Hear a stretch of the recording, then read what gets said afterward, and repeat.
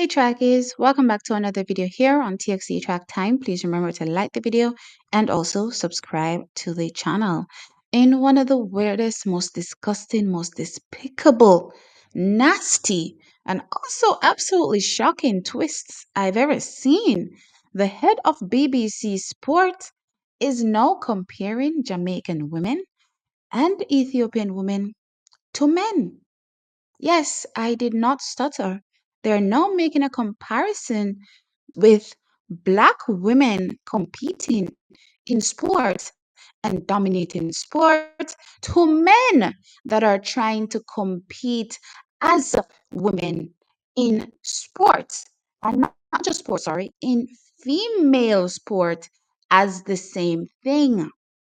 They're saying that black women have an advantage, and as such, there's no difference between black women competing in sport, track and field, and men that are trying to compete as women in female sports.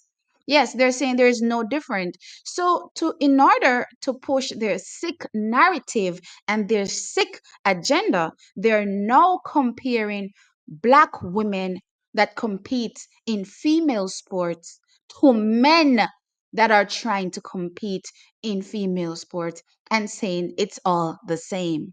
Take a listen.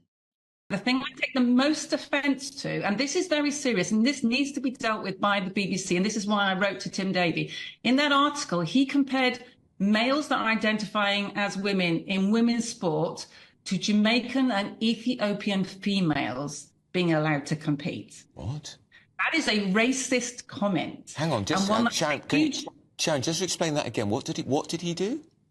He compared males that are identifying as female and being able to race in the female category as Ethiopian and Jamaican women racing in women's sport and having an advantage. My daughter is mixed race and does track and field. I take massive offence to that, and I think that is a racist comment, and that needs dealing with by the BBC.